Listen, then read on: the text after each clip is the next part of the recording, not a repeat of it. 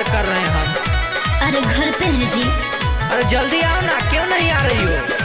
क्या करें, पापा नहीं जाने दे रहे हैं ना। बहाना मत करो, सुनो। जानू रेडी हो जाइए, जल्दी मेला घूमने चलना है। क्या? अभी बनल बा प्लान, अपन मूड ना बदलना है। अरे यार, पूरा यारा शहरिया घुमाएंगे।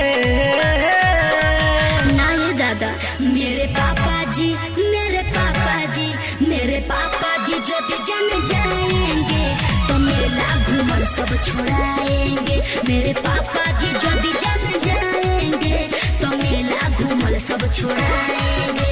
अरे यार ऐसे मत बोलो।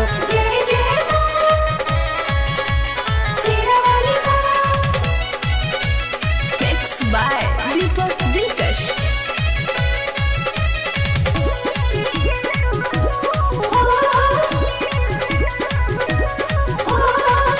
बनो ना तुम भी एडवांस। क्या बोले? फिर ना मिलेगा कभी चांस। देखा जाएगा। बनो ना तुम भी एडवांस। रिक्स है।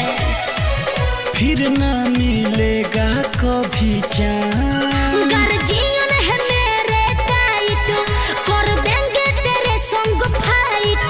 चलो पिज्जा बर्गर खिलाएंगे। अरे नहीं यार, मेरे पापा जी जो जन जाएंगे तो मेला घूमल सब छुड़ाएंगे। मेरे डैडी जी जो जन जाएंगे तो मेला घूमल सब छुड़ाएंगे। अरे यार तो चुपे से आ जाओ ना।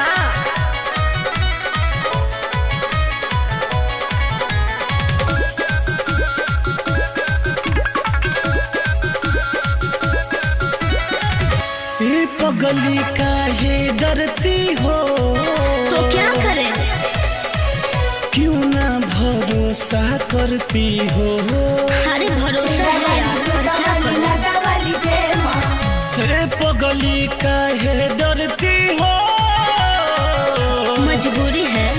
क्यों ना भरोसा करती हो? पवन राजा हो करो ना हाला, बात जानेगा पूरा मोहल्ला। चलो ललकी चुनरिया चढ़ाएंगे। अच्छा देखते हैं, लेकिन मेरे पापा जी जो जन जाएंगे तो मेला घूमल सब छुड़ाएंगे। मेरे पापा जी जो जन जाएंगे तो मेला घूमल सब छुड़ाएंगे।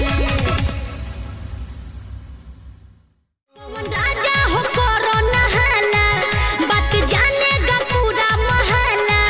चलो ललकी चुनरिया चढ़ाएंगे।